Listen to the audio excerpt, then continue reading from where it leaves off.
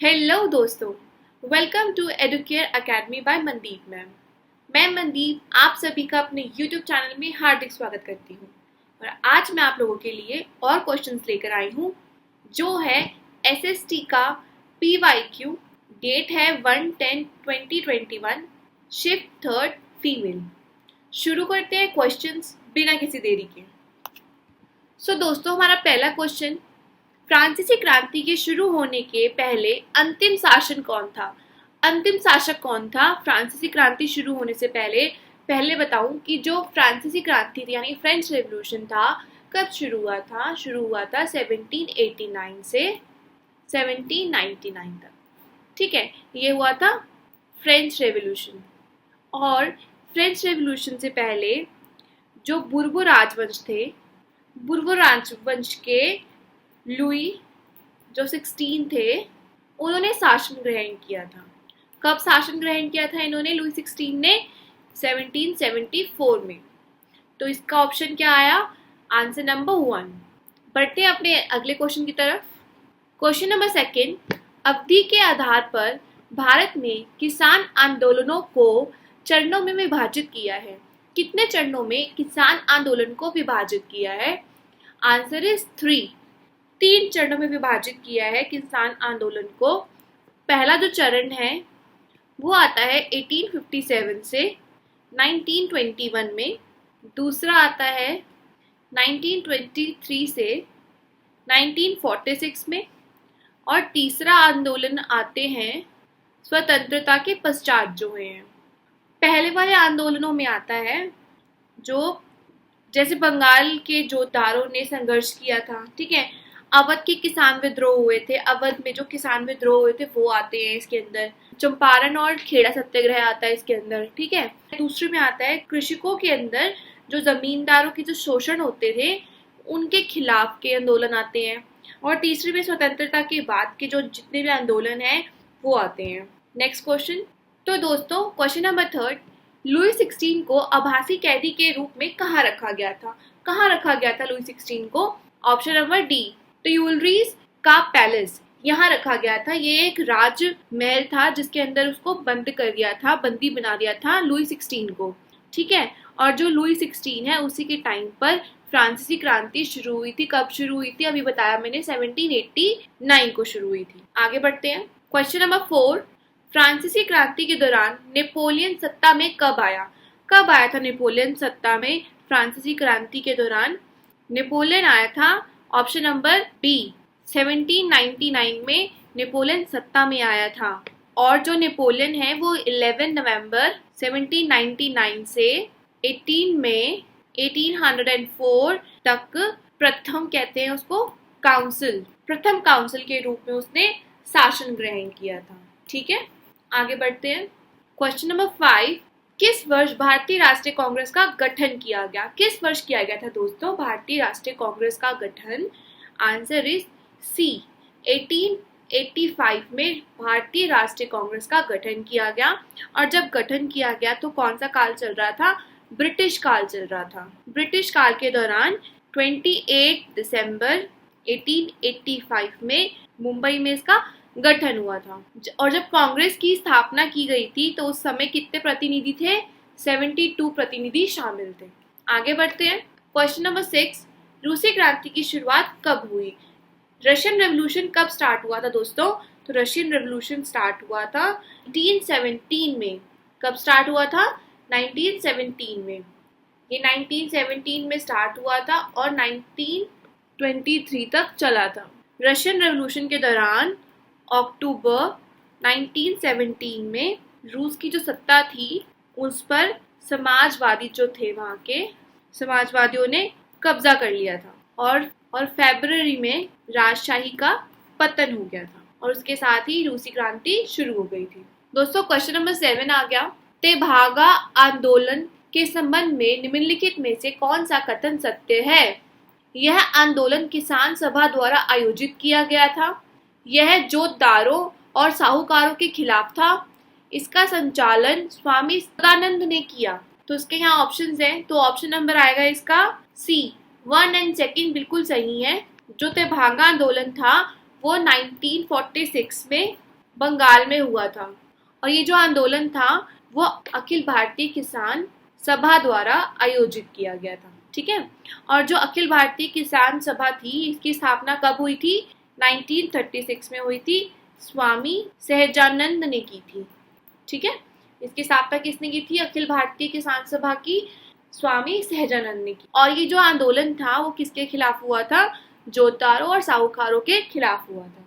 Question number 8, निम्नलिखित में से किसने 1876 में इंडियन एसोसिएशन का गठन किया था? सुरेंद्र नाथ बनर्जी ने, आनंद मोहन बोस ने।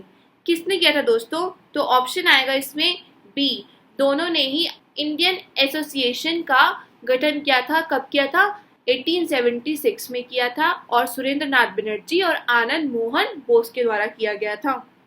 क्वेश्चन नंबर 9 दोस्तों, पूना सार्वजनिक सभा के संस्थापक सदस्यों में से कौन थे जब पूना की सार्वजनिक सभा की जो संस्थापना हो रही थी? तो इन लोगों में से कौन कौन थे वहां पर? तो वो थे M G. Ranade. Option number C, M G. Ranade का पूरा नाम है महादेव गोविंद रनाटे। इनके ही नेतृत्व में इसकी स्थापना हुई थी और कहाँ हुई थी? पूना में। ये जो सभा थी वो कौन सी सभा थी? सामाजिक और राजनीतिक संगठन था ये। क्वेश्चन नंबर 10, डिसेम्बरिस्ट अपराइजिंग 1825 में हुआ था, तो कौन सा कथन इसमें से सही है? इस स्टेटमेंट को देखते हैं। चलिए, प्रतिभागी समाज के किसान और श्रमिक थे। प्रतिभागी युवा पुरुष थे जिन्होंने जार की सेना में अधिकारियों के रूप में कार्य किया था। ये डिसेम्बरिस्ट अपराइजिंग था, विद्रोह था जिसके अंदर क्या था दोस्तों? जो युवा पुरुष थे जिन्होंने जार की सेना में काम किया हुआ था या अधिकारी के रूप में थे, उन्होंने इसके अंदर पार्टिसिपेट किया था। तो इसका आंसर आएगा 2, क्योंकि सिर्फ 2 ही सही है इसके अंदर। सेकंड वाला जो कथन है वो सही है। डिसेम्बरिस्ट विद्रोह था वो 26 दिसंबर 1825 को सम्राट अलेक्जेंडर प्रथम की अचानक मृत्यु हो गई थी, उसके अंतराल में हुआ था। आगे बढ़ते हैं दोस्तों। क्वेश्चन नंबर 11, ड्यूमा का गठन रूस के किस सम्राट के काल में हुआ था? ड्यूमा मुझे बताएंगे आप लोग कमेंट कर कि व्हाट इज ड्यूमा। मैंने आपको प्रीवियस वीडियोस में भी बता रखा है कि ड्यूमा क्या था, तो आई होप जिसने पहले वाली वीडियो देखी है वो ये आंसर दे सकता है। तो हमारा आंसर क्या था? बी, निकोलस द्वितीय के काल में ड्यूमा का गठन किया गया था। जब 18th सेंचुरी की स्टार्टिंग थी, 18वीं शताब्दी की जब शुरुआत हुई थी, प्रारंभ हुआ था, तो रूस के होल शहरों पर ड्यूमा का गठन हुआ था। ठीक है, ड्यूमाओं का गठन हुआ था। और पहली कह सकते हैं पहली औपचारिक रूप से ड्यूमा का गठन कब हुआ था? 1905 ईस्वी में हुआ था, सम्राट जार निकोलस द्वितीय के समय। ठीक है ना।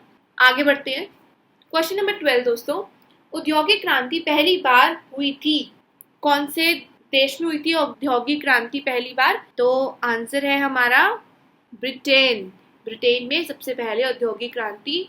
और एक्चुअली जो औद्योगिक क्रांति है, इस शब्द का उपयोग सबसे पहले किसने किया था?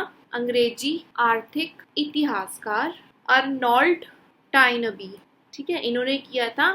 ठीक है, सबसे पहले इन्होंने यूज की थी ये वाली टर्म औद्योगिक क्रांति, और इन्होंने ही 1760 से 1840 तक ब्रिटेन की जो आर्थिक विकास था उसको परिभाषित करने का काम किया था। आगे बढ़ते हैं दोस्तों क्वेश्चन नंबर 13 के साथ।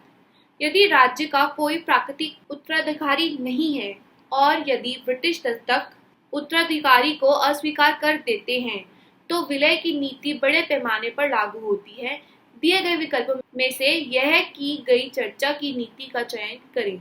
कौन सी नीति है जिसके अंदर अगर किसी राजा या रानी के पास उसका अपना उत्तराधिकारी नहीं है तो जो उसका जो भी संपत्ति है उसके ऊपर जो अंग्रेज लोग थे वो अधिग्रहण कर लेते थे। ठीक है, उसको कब्जा कर लेते थे। तो ये कौन सी नीति के तहत करते थे? इसके डॉक्ट्राइन ऑफ लैप्स की नीति के दौरान हड़प लेते थे ये लोग। अगर राजा रानी के पास अपना वारिस नहीं है साम्राज्य चलाने के लिए तो ये तो बैठे ही थे हड़पने के लिए, तो ये लोग फटाफट से जाकर हड़प लेते थे। और पता है ये जो नीति है किसने स्टार्ट की थी?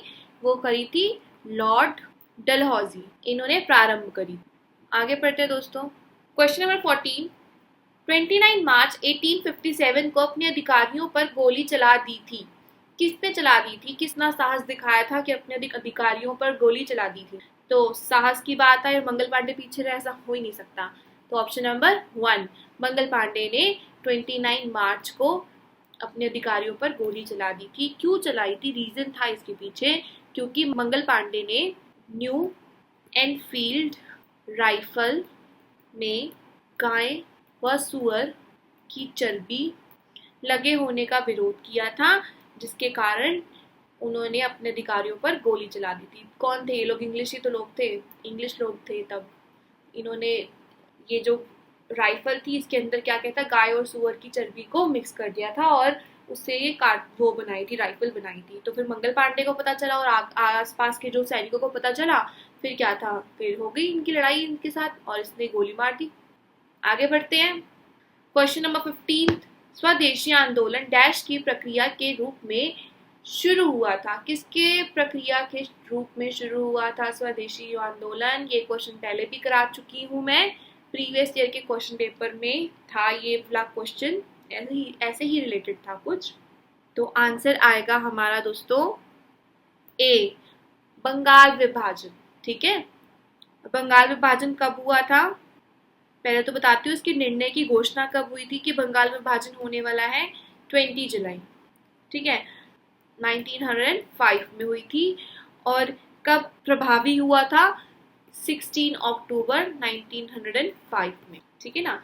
बंगाल विभाजन कब हुआ था? 1905 में, ये याद रखिएगा, बंगाल विभाजन 1905। आगे बढ़िए दोस्तों, आपने नोटिस किया कि फ्रेंच रेवोल्यूशन इतना इम्पोर्टेंट एक टॉपिक है जिससे रिलेटेड बहुत सारे क्वेश्चंस बार बार रिपीट हो रहे हैं। तो I request to all of you कि फ्रेंच रेवोल्यूशन को एक बार जरूर अच्छे से पढ़ कर जाएं, एक बार नहीं 3 बार पढ़ के जाएं मेरे हिसाब से। तो चलिए कोई बात नहीं। शासकों के राजा बनने का वर्ष निम्नलिखित में से कौन सा युग्म सही है?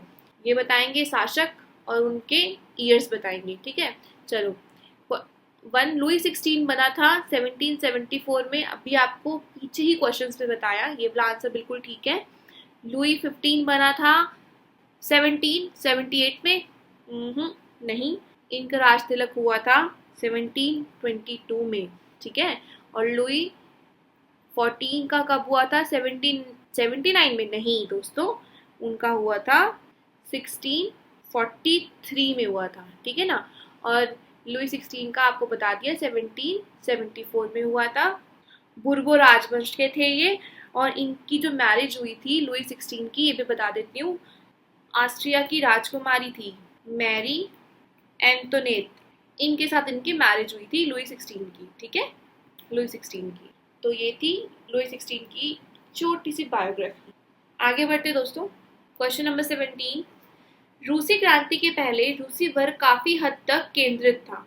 ओके, जब रूसी क्रांति हुई थी उससे पहले रूसी वर्ग किस चीज पे केंद्रित था? ये भी सुनो। आंसर आएगा option number C, textile industries. कपड़ा उद्योग वहां पर बहुत फेमस था। जो रूसी वर्ग था वो सबसे ज्यादा कपड़ा उद्योग पर केंद्रित हुआ करते थे। ठीक है ना। On that time Britain, America और जर्मनी। सो दोस्तों क्वेश्चन नंबर 18 पर आ गए। सोवियत संघ में जमींदारी को समाप्त कर दिया गया था। कब समाप्त कर दिया गया था? कब एबॉलिश्ड हो गई थी लैंडलॉर्डिज्म? ऑप्शन नंबर बी, 1917 में। रशियन रेवोल्यूशन स्टार्ट हुआ था, तो उसके बाद समानती और जमींदारी जो ये प्रथा थी इनको अंत कर दिया था, इनका अबॉलिश हो गया था। क्वेश्चन 19, भारतीय राष्ट्रीय कांग्रेस की स्थापना अधिवेशन में कौन शामिल नहीं हो पाया था? कौन शामिल नहीं हो पाए थे जब भारतीय राष्ट्रीय कांग्रेस की स्थापना का जो अधिवेशन हुआ था तब? तो आंसर आएगा बी, सुरेंद्र नाथ बनर्जी नहीं शामिल हो पाए थे। अभी मैंने आप लोगों को बताया था कि 28 दिसंबर 1885 को बम्बई में हुई थी इसकी स्थापना। ठीक है, और इसकी स्थापना अधिवेशन में कौन कौन थे? फिरोज शाह मेहता, रनाडे, ठीक है, A.O. ह्यूम, एक्सेट्रा लोग शामिल थे। दोस्तों ये तो स्थापना अधिवेशन में शामिल थे, ठीक है ना, अधिवेशन में। और जब संस्थापना हुई थी तो वो सदस्य थे, संस्थापक सदस्य भी कह सकते हैं, वो थे A.O. ह्यूम थे, रनाडे थे और एक और थे, वो थी दिनशा वाचक। ठीक है दोस्तों, आगे बढ़ते हैं। देखिए फ्रेंच रेवोल्यूशन से रिलेटेड फिर से क्वेश्चन आ गया। क्वेश्चन नंबर 20, लुई 16 किस वर्ष पेरिस भागा था? किस वर्ष भागा था लुई 16 पेरिस?